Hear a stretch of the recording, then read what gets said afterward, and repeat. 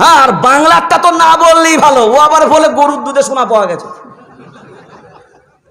তো আমি ওর ঘরে গিয়েছিলাম, শোনেন, ঝাড়গ্রামে ওর বাড়ি, যে জায়গাটায় ওর বাড়ি সেখানে আমি জলসা করে আসলাম। তো যেমনি আমি শুনলাম বলে এই জায়গায় বাবু মিয়ার বাড়ি, আমার ওরে বাবরে, বাবু মিয়ার যদি বাড়ি হয় নামাজ রোজার পুরো বায়ান আজকে বন্ধ। আমি নামাজ রোজার বায়ান আজকে পুরো অন্ধ। আমি বলি কেন? বলে আজকেই তো খেলা হবে। খেলা আজকেই হবে। আমি বলছি শুধু খেলা হবে না, এবার খেলতেও হবে, এবার খেলতেও হবে। ওই জায়গায় গিয়ে বললাম যাদের এতটুকুন আইডিয়া নাই, গরুর দুধে যদি সোনা খুঁজে পাওয়া যায়, তাহলে আমি বললাম তার তো ভাবা দরকার ছিল, এটা তো মুসলমানরা আগে জানতো। মুসলমানরা আগে জানতো বলেই তো গরু সমেত নিংড়ে খেয়ে নেয়। তা তোমার তো দুধে যেটুকু সোনা বেরো ওতে তো সম্ভব হবে না। তো এখন যদি বেশি পরিমাণে সোনা পেতে চাও তো মুসলমানদের বডিগুলোকে চাঁটা দরকার হবে। কথা বলে না? কারণ গরুটা তো নিংড়ে।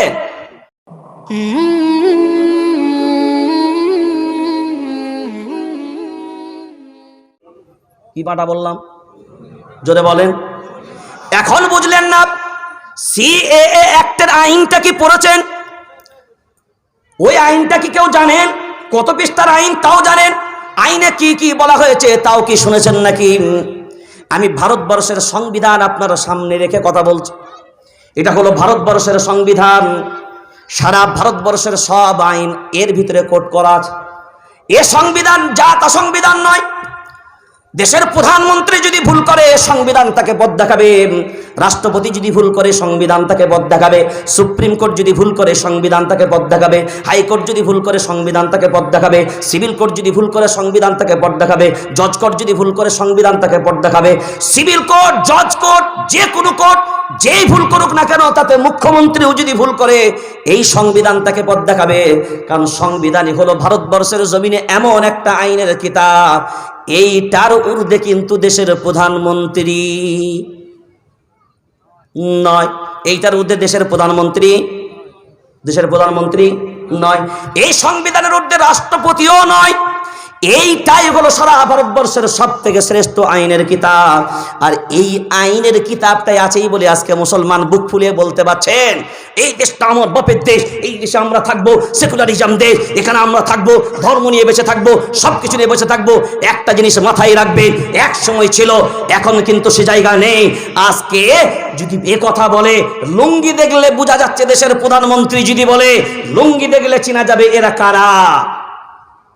হ্যাঁ, লুঙ্গি কি শুধু মুসলমানরাই পরে? কথা বলেন।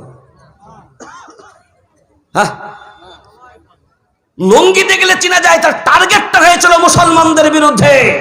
দেশের প্রধানমন্ত্রীর নজর যদি এই দিকে থাকে, ওই জন্য আমরা বিনয়ের সাথে বলছি, আপনি কিন্তু আরএসএস এর প্রধানমন্ত্রী নন, আপনি কিন্তু বিজেপির প্রধানমন্ত্রী নয়। বাংলার মুখ্যমন্ত্রী মমতা ব্যানার্জি যদি মনে করেন আমি টিএমসির মুখ্যমন্ত্রী, চরমতম ভুল করবেন। কারণ তিনি টিএমসির মুখ্যমন্ত্রী নন, তিনি হলেন পশ্চিম বাংলার মুখ্যমন্ত্রী। ঠিক না বল? তেমনি দেশের প্রধানমন্ত্রী তিনি বিজেপির প্রধানমন্ত্রী নন, তিনি হবেন ভারতবর্ষের প্রধানমন্ত্রী। আর ভারতবর্ষের যদি প্রধানমন্ত্রী হয়, আমরা কি ভারতের নাগরিক নয়? আমরা কি ভারতের নাগরিক নয়? কেন? এই দেশের প্রতি আমাদের কোনো আন্তরিকতা নাই? এই দেশের তোমরা কি দিয়েছো? যা দিয়েছি তো আমরা দিয়েছি।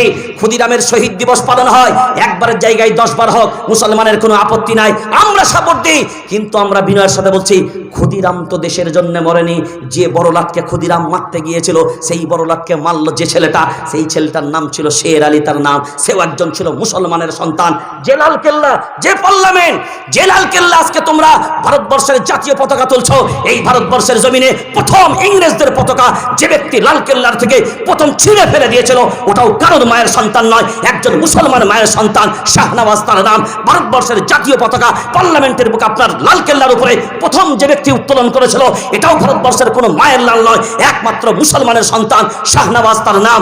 এ মুসলমানের কীর্তি। আর দেশের জন্য সর্বপ্রথম যে ব্যক্তি মৃত্যুবরণ করলো, এটাও অন্য কেউ নয়, ওই ব্যক্তিটা ছিল স্বাধীনতার প্রথম রক্ত দেওয়া, প্রথম মান্যওয়ালা, সে ছিল মোহাম্মদ আশফাকুল্লাহ। ফাঁসির কাস্টে যখন মোহাম্মদ আশফাকুল্লাহকে দাঁড় করানো হয়েছে। চোখ দিয়ে দরদর করে পানি। সাথী সঙ্গীরা বললেন, আশফাকুল্লাহ, মৃত্যুর ভয় পেয়ে গেছো, মৃত্যুর ভয় পেয়ে গেছো, তোমার চোখে পানি কেন? মৃত্যুর ভয় আমি পাইনি, তাহলে তোমার চোখে পানি কেন? পরিবারের কথা কি মনে পড়ে গেছে? পরিবারের কথাও আমি ভাবি না, আমার চোখে এই জন্যেই পানি। আমরা জাতের মুসলমান, আমার ধর্ম ইসলাম, আর আমার ধর্মের ভিতরে একবারই মানুষ জীবন পায়, একবারই মানুষ মৃত্যুবরণ করে, দ্বিতীয়বার পুনরায় জন্মের সিস্টেম নাই। আপনাদের ধর্মের ভিতরে পুনরায় জন্মের সিস্টেম আছে, ওই জন্য একবার নয় হাজারবার হয়তো আপনার জন্ম নিতে পারে, কিন্তু আমি মোহাম্মদ আশফাকুল্লাহ একবারই মরবো, ফাঁসির কাস্টে একবারই ঝুলবো, মরে যাবার শহীদ হয়ে যাব, ফাঁসির কাস্টে ঝোলার পরে মারা যাব, আর ফিরে আসবো না, আর ফাঁসির কাস্টে ঝোলার সুযোগ হারিয়ে ফেলবো, আর দেশের জন্য মরতে পারবো না। কিন্তু আপনারা হয়তো বারবার জন্ম নেবেন, বারবার মরবেন। আমার চোখে শুধুমাত্র একমাত্র এই জন্যই পানি যে আমার নিজের ভিতরে এই আফসোসটাই থেকে যাবে, আমি একবারই দেশের জন্য ফাঁসির কাস্টে ঝুললাম, দ্বিতীয়বার আমার জন্য সুযোগ নাই। এই জন্য চোখের পানি। বেঈমানগণ ইতিহাস ভুলে গেলে তোমরা, এই ইতিহাস তোমরা আজকের দিনে যদি ইতিহাস তোমরা ভুলে যাও, তোমাদের লজ্জা হওয়ার কথা। আহা, আজকে বর্তমানে দাঁড়িয়ে বলে খুব বিনয়ের সাথে, যেটা উত্তরপ্রদেশেরটা কি নাম, ওর নাম আমি নিতেও চাই না, বেটা বলে তাজমহলটা মুসলমানরা তৈরি করেছে, ওই জন্য তাজমহলটা অছুত। তো তাজমহল যদি মুসলমান তৈরি করার জন্য তাজমহল অছুত হয়, তো পেট্রোল কোনো কাদের? সব তো ইসলামিক কান্ট্রি, মুসলিম কান্ট্রি থেকে আসে পেট্রোল, কোনো সব মুসলিম কান্ট্রি থেকে। তো সব পেট্রোল যদি মুসলিম কান্ট্রি থেকে হয়, তো পেট্রোলটাও তো অছুত হবে। তো পেট্রোল দিয়ে গাড়ি চালাস কেন? তোদের কনভয় কেন? গরুর মুখ দিয়ে চালাতে পারো না? দিল্লিতে গরু তোমার মা, গোয়াতে তো গরু তোমার সতীন, আসামে গরু তোমার ফুপু। শুধু দিল্লিতে চলবে না, আসামে ওপেন, গোয়াতে ওপেন। গোয়াতেও তো তোমার সরকার, আসামেও তো তোমার সরকার, শুধু দিল্লিতে তোমার মা গরু। আহা, গরুর কানে দেখি কান পুরি আধার কার্ড দিয়েছে। এমনি কি রে বলে, গরুর সব দেখভাল চলছে সরকারের পক্ষ থেকে, তা তুমি মানুষের নিরাপত্তা দিতে পারো না, তা তুমি মুখ্যমন্ত্রী হলে গরুর মুখ্যমন্ত্রী? কথা বলে না তো। গরুর ভাষা গরুতেই বোঝে, গরুর ভাষা গরুতেই বোঝে। তা গরুর মুখ্যমন্ত্রীকে অভিযোগ কারা করবে? মানুষ করলে শুনতে পাবে? মানুষ করলে শুনতে পাবে? তো গরুরাই বলবে, গরুদের কথা গরুরাই শুনবে। হ্যাঁ, আর বাংলাটা তো না বললেই ভালো, ও আবার বলে গরুর দুধে সোনা পাওয়া গেছে। তো আমি ওর ঘরে গিয়েছিলাম, শোনেন, ঝাড়গ্রামে ওর বাড়ি, যে জায়গাটায় ওর বাড়ি সেখানে আমি জলসা করে আসলাম। তো যেমনি আমি শুনলাম বলে এই জায়গায় বাবু মিয়ার বাড়ি, ওরে বাবরে, বাবু মিয়ার যদি বাড়ি হয়, নামাজ রোজার পুরো বায়ান আজকে বন্ধ। আমি নামাজ রোজার বায়ান আজকে পুরো অন্ধ। আমি বলি কেন? বলে আজকেই তো খেলা হবে। খেলা আজকেই হবে। আমি বলছি শুধু খেলা হবে না, এবার খেলতেও হবে, এবার খেলতেও হবে। ওই জায়গায় গিয়ে বললাম, যাদের এতটুকুন আইডিয়া নাই, গরুর দুধে যদি সোনা খুঁজে পাওয়া যায়, তাহলে আমি বললাম তার তো ভাবা দরকার ছিল, এটা তো মুসলমানরা আগে জানতো। মুসলমানরা আগে জানতো বলেই তো গরু সমেত নিংড়ে খেয়ে নেয়। তা তোমার তো দুধে যেটুকু সোনা বেরো, ওতে তো সম্ভব হবে না। তো এখন যদি বেশি পরিমাণে সোনা পেতে চাও, তো মুসলমানদের বডিগুলোকে চাঁটা দরকার হবে। কথা বলে না? কারণ গরুটা তো নিংড়ে। মিমবাইনি ফারসিম ওয়াদামিল লাবানান খালিসান সাইগান লিশারিবিন, 14 নম্বর পারা 13 নম্বর সাফার ভিতরে আল্লাহ বললেন, ওই যে গরুর দুধের দিকে তোমরা স্তনগুলো দেখো, ওই স্তনের কোনো কিরামতি নাই, আমি আল্লাহ ওটা শুধু একটা ট্যাং বানিয়েছি। ওই গরুর ভিতরে তুমি যদি মনে করো পুরো স্তনটাকে কেটে নেবে, 1 কিলো দুধ পাওয়া সম্ভব নয়। তাহলে প্রত্যেক দিন গরু 10 কিলো করে দুধ দেয়, আজকে পুরো কেটে নেওয়ার পরে তো 11 কিলো দুধ হবার কথা না রে আল্লাহর গোলাম। আবার বাছুরকে যদি প্রথম মায়ের ওই স্তনের দিকে ছেড়ে না দাও, দিয়ে যদি গাইটাকে পানিয়ে না নাও, বাছুর যদি প্রথমে না ছাড়ো, আর তারপরে যদি দোয়াতে যাও, দুধ পাবে না লাথি পাবে? জোরসে বলো। তারপরে দুয়াতে গেলেই কিন্তু লাথি পাবে সলিমুদ্দিন। এই জায়গাটাই যে গরুর বাছুর যদি ছেড়ে না ছেড়ে তুমি দুধ দোয়াতে যাও, ওখানেও তুমি 1 কিলো দুধ পাবে না, 10 কিলো দুধের জায়গায় 1 কিলো নাই, পুরো কেটে নিলেও 1 কিলো পাবে না রে আল্লাহর গোলাম। কেন? আমার রব বলেছেন, শুনে রেখে দে, ওর কোনো কিরামতি নাই, ওই সব কিরামতি আমি আল্লাহ আমার কাছে। কারণ ওই বাছুরটা যখন মায়ের স্তনের ভিতরে গোত্তা মারে, আমি আল্লাহ তখন আমার কুদরতি ব্যবস্থাপনায়, আমার কুদরতের ভিতরে জোশ পয়দা হয়, আর আমার কুদরতি ব্যবস্থাপনায় ওই গরুটার গোবর আর রক্তের মাঝখান দিয়ে বিশুদ্ধ সাদা দুধের নহর আমি আল্লাহ আমার কুদরত বহন করে। আজ তুমি বলছো ওর দিকে শোনা পাওয়া যায়, এই দিকে এই করা যায়। একটা কথা আমরা বিনয়ের সাথে বলছি, শুনে রেখে দাও, মুসলমান কালকেও ছিল, আজকেও আছে, পরশুও পরশুও থাকবে। একটা জিনিস শুনে রেখে দাও বন্ধু, हम ओ ईटा नहीं, हम ओ ईटा नहीं जो दीवारों से टूट जाए, हम तो वो पत्थर है जो पहाड़ों से भी टकरा जाए, फिर भी कोई पहाड़ नहीं जो हमें तोड़ सके। अरे हिंदुस्तान में तो क्या, दुनिया में भी किसी माई का लाल नहीं जो मुसलमान को दुनिया से मिटा सके। जो मिटाना चाहा वो तो खुद मिट गया, जो मिटाना चाहा वो तो खुद ही मिट गया। इतना आसान नहीं मुसलमान को मिटाना, क्योंकि तेरा साथ तेरा रब नहीं, मेरा साथ मेरा साथ मेरा रब है। যদি বলেন পেলি কোথায়, আল্লাহর কোরআন স্পষ্ট করে দিয়েছে, ওয়ালা তাহজান ইন্নাল্লাহা মা'ানা। এইখানেই শুধু নয় আল্লাহর গোলাম, তুমি যদি বন্ধন লোনটা ছেড়ে দিতে পারো, বলো ওইটা বাদ দিয়ে কথা বলো। ও মুসলমানের সন্তান, বন্ধন লোন নিয়ে তুমি বসে থাকবে আল্লাহওয়ালা সেজে, আর তুমি যদি ওর জন্য দোয়া চাও, ও দোয়া কোনোদিন কাজ হবে না। কারণ সব পাগলের কথা কাজ হবে না। এগুলোকে তো পাগলই মনে করি আমি একটা। সে একজন এসে বলল, একটা মাদ্রাসায় চাকরি খালি আছে, বাংলা টিচার নেবে। বললো কোন মাদ্রাসা? এখানে একটা মাদ্রাসা আছে না, কি আপনার হজরত বলছিলেন, এই কুইটা সাপের একটা মাদ্রাসা আছে, তো হজরত একটা উস্তাদ নেবেন, তো শিক্ষক নেবে বাংলা টিচার, অঙ্কের মাস্টার নিয়েছে, তো তার সাথে কথাবার্তা সব কমপ্লিট। তো মাস্টার আসবেন, তো বলে ঠিক আছে অমুক দিন যাব। মাস্টার যথাসময়ে সেই দিনকে আসলেন। তো এখানে বোলপুরে নামলেন সকাল 8টার সময়, 11টা থেকে ক্লাস, 9, 10, 11, 3 ঘন্টা। উনি ক্লাসে ঢোকার পরে বলছে, বাবা আমি আজকেই প্রথম আসলাম, সকাল 8টার সময় বোলপুর স্টেশনে নামলাম, 3 ঘন্টা আমার মাদ্রাসা, খুব ভালো করে শোনেন কথাটা, 3 ঘন্টা আমার মাদ্রাসা পর্যন্ত আসতে সময় নিল। বাবা এই যে আমি 8টার সময় বোলপুরে নামলাম, 3 ঘন্টা এই কুইঠা মাদ্রাসা পর্যন্ত আসতে সময় নিল, তোমরা অঙ্ক কষে কি বলতে পারবে বর্তমানে আমার বয়স কত? আচ্ছা আমি যে কথাটা বললাম, এই কথার হাতামাতা কিছু খুঁজে পেয়েছেন? হ্যাঁ, কিছু হাতামাতা পেলেন? আমি বোলপুর স্টেশনে 8টার সময় নামলাম, 3 ঘন্টা মাদ্রাসা পর্যন্ত আসতে সময় নিল, আমি 11টার সময় এসে মাদ্রাসায় পৌঁছালাম। তোমরা এখন অঙ্ক কষে বলো বর্তমানে আমার বয়স কত? কোনো হাতামাতা আছে? একটা ছেলে, মাদ্রাসার ছেলে তো, কারণ যাতা যন্ত্র লিখে মাদ্রাসায় তো এমনিই দেয় না, কারণ মাদ্রাসায় যেটা দেয় সব থেকে ভদ্রটাকে, নাকি যেটা পাড়ায় নাম্বার 1 বিচ্যুতি হয় ওইটাকে, ঠিক না বল? ও সাবজেক্ট যেহেতু মাদ্রাসার জলসা নয়, আমি ওদিকে যাচ্ছি না। তো মাদ্রাসার ছেলে একজন বলছে, স্যার আমি বলবো স্যার।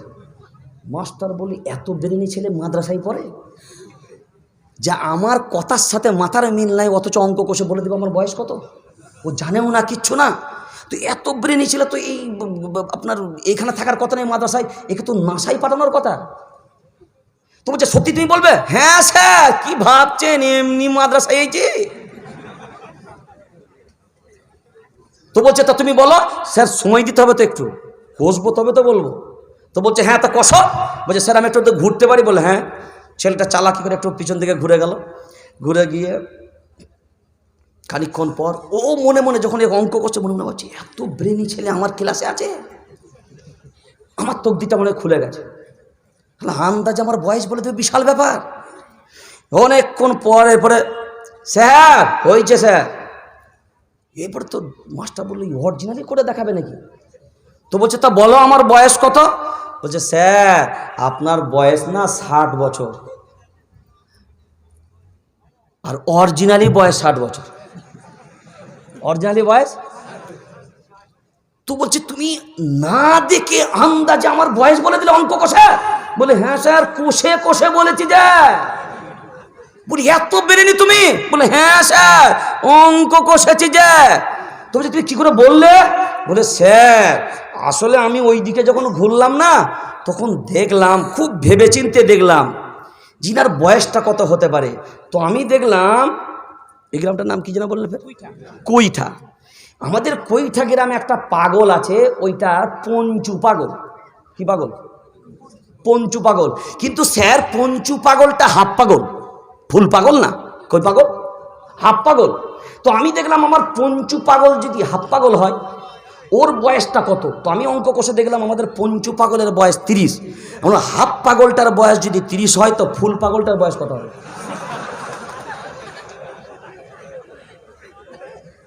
তো এ যেগুলো আছে এগুলো হাফ না, এগুলো হাফ না, এগুলো হলো ফুল, এগুলো হলো ফুল পাগল। ও বাদ দিয়ে দেন। ذلك بأن الله مولى الذين آمنوا وأن الكافرين لا مولى لهم। ওরে আল্লাহর গোলাম, সূরার নাম সূরা মুহাম্মদ, 26 নম্বর পারা, 6 নম্বর সাফার একেবারে লাস্ট আয়াত আল্লাহ বললেন ذلك بأن الله مولى الذين آمنوا। আর কোনো টেনশনের জায়গা তোমার নাই। ঈমানদার যদি তুমি হতে পারো, ঈমানওয়ালা যদি তুমি হতে পারো, তোমার রব তোমার জন্য ফয়সালা দিয়ে দিয়েছে। ঈমানওয়ালাদের জন্য আমি আল্লাহ উত্তম অভিভাবক। সুবহানাল্লাহ বলা যাবে না? যালিকা বিআন্নাল্লাহা মাওলাল্লাযীনা আমানু। তারপরেই বলছেন ওয়া আন্নাল কাফিরিনা লা মাওলা লাহুম, ওয়া আন্নাল কাফিরিনা লা মাওলা লাহুম, ওয়া আন্নাল কাফিরিনা লা মাওলা লাহুম।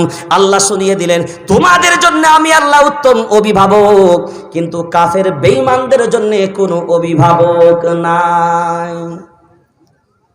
তা যার গার্জেন নাই, যার অভিভাবক নাই, তারা নিরাপত্তাহীনতাই ভুগবে। কিন্তু যার অভিভাবক আছে, যার গার্জেন আছে, তার আবার টেনশনের কি আছে? ওয়া মাকারু ওয়া মাকারাল্লাহ ওয়াল্লাহু খায়রুল মাকিরিন। আল্লাহর কোরআন শুনিয়ে দিয়েছে শয়তানের সব চক্রান্ত আল্লাহ ব্যর্থ করে দেবে। আরে করবিটা কি? করবিটা কি? করলে এতটুকুনি করতে পারিস, হাতে হ্যান্ডকাপ পরিয়ে দিতে পারিস। এর থেকে বেশি করবি কি? এর থেকে বেশি সম্ভব কি? কারারুদ্ধ করে দিবি। এর থেকে বেশি সম্ভব কি? করতে পারিস ফাঁসির কাস্তে ঝুলাবি। ফাঁসির কাস্তে ঝুলানোর আগে একটা জিনিস মাথায় রেখে নিবি, ফাঁসির দড়ির এই দিকে যদি আমি সিদ্দিকুল্লাহ আমার গলা হয়, আমার রব বলে দিয়েছে সিদ্দিকুল্লাহ ফাঁসির দড়ির এই দিকে তোর গলা হলে আমি রব ওই দড়ির ওই প্রান্তে তোর জন্য জান্নাতকে সুসজ্জিত করে রেখে দিয়েছে। ولا تحسبن الذين قتلوا في سبيل الله اموات بل احياء ولكن لا تشعرون। যারা মরলে শহীদ, জিতলে গাজী, এদেরকে মৃত্যুর ভয় কি দেখাও মিয়া? এদেরকে মৃত্যুর ভয় কি দেখাও? তবে একটা জিনিস শুনে রেখে দাও, যুগে যুগে যখন বেঈমানদের জালিমদের উত্থান হয়েছে, তখন সালাহউদ্দিন আইয়ুবীর মতন মুজাহিদকেও আল্লাহ পৃথিবীর জমিনে প্রেরণ করেছে। যখন বাদশা আকবরের মতন জালিমের আগমন ঘটেছে, আলফে সানি রহমাতুল্লাহ আলাইহির মতন মুজাহিদদেরকে আল্লাহ পৃথিবীর মানচিত্রে প্রেরণ করেছে। সেই জন্যে মুসলমান যদি ইমানের জায়গায় দাঁড়াতে পারেন, পাওয়ার যদি নিতে পারেন, ঢোর সাপ যদি না হন, কি সাপ হওয়া লাগবে? মনে আছে না? খেয়ে ফেলেছেন?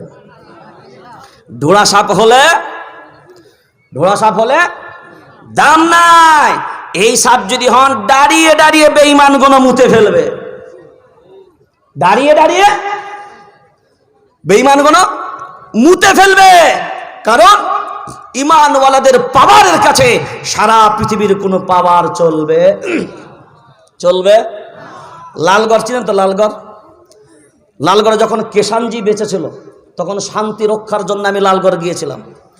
তো সিআরপিএফ 47 এই জায়গায় লাগালো, লাগিয়ে बोलते अंदर घुसने की इजाज़त नहीं। मैंने बोला कि इजाज़त मैं लेकर आया हूँ, मुझे रोकने की भी ज़रूरत मत करो, क्योंकि हम अंदर घुस के रहेंगे। बोले नहीं, घुसने नहीं देंगे। बोले तू रोकने वाला कौन होता है? बोले देखो अगर घुसोगी चला देंगे। बोले तू चलाना, तू चलाना, कारण तुझे चलाने के लिए बंदूक का नाली ज़रूरत है, मगर तू एक चीज़ सुन ले, वो बंदूक के अंदर जो गोली है ना, वो भी मेरे रब का गुलाम है, वो भी मेरा रब का गुलाम है। तू अगर चाहेगा भी तो नहीं हो सकता, क्योंकि सब मेरा रब का गुलाम है। সেই জন্য মুসলমান ইমানের জায়গায় যদি দাঁড়াতে পারি, পাওয়ারটা ধরে রাখতে পারি, পৃথিবীর কাউকে পরোয়া করার দরকার নাই। আর ভারতবর্ষের মুসলমান আপনার নিরাশাবাদ জায়গা নাই, কারণ আপনার বাপ আল্লাহ জান্নাত থেকে প্রথম জান্নাতি ব্যক্তিকে দুনিয়ার যে জমিনে পাঠিয়েছিলেন সেই জমিনটা হলো ভারতবর্ষের জমিন। এটা কম পবিত্র জমিন না, এটা কম পবিত্র জমিন না। এই জমিনে আমার বাপ এসছে। সেই জন্য সংবিধান রচনাকারীর 50 জন মেম্বারের ভিতরে বাবা আম্বেদকরের নেতৃত্বে হয়েছে, কিন্তু 50 জন মেম্বারের ভিতরে 2 জন দাড়িওয়ালা টুপিওয়ালারাও ছিলেন। তার মধ্যে মাওলানা হিফজুর রহমান সাহেব সংবিধান রচনাকারীর মেম্বারের ভিতরে একজন। এই সংবিধান বিলুপ্ত হবে, এই সংবিধানকে মুছে ফেলার চক্রান্ত চালাবে, আর ভারতবর্ষের মুসলমান হাত গুটিয়ে বসে থাকবে। এটা কি সম্ভব? এটা কি সম্ভব? এই দেশের স্বাধীনতা কারা নিয়ে এসছে? কারা নিয়ে এসছে? আমরা নিয়ে এসছি। কারণ আমাদের সামনে সবকিছু খুলে বলা হয় না। আপনারা জানেন একদিন ইঁদুররা মিটিং করলো। কারা? ইঁদুর চেনেন তো? তো ইঁদুররা মিটিং করে বলছে, আচ্ছা এই যে বিড়ালের উৎপাত ঘটেছে, তো বিড়ালের উৎপাত থেকে আমরা বাঁচবো কিভাবে? তো সব মিটিং হয়ে গেল। তো সবাই মাশওয়ারা করলে একটা কাজ করো, বিড়ালের গলায় ঘন্টা বেঁধে দাও। বিড়ালের গলায় ঘন্টা বেঁধে দাও। তো বললে হ্যাঁ, যুক্তিটা খুব ভালো যুক্তি, দারুণ সিদ্ধান্ত।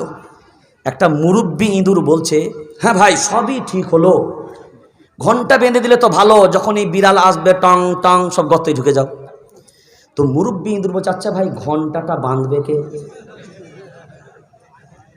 ঘন্টাটা, কারণ বাঁধতে গেলেও তো বিড়ালের সামনে যেতে হবে।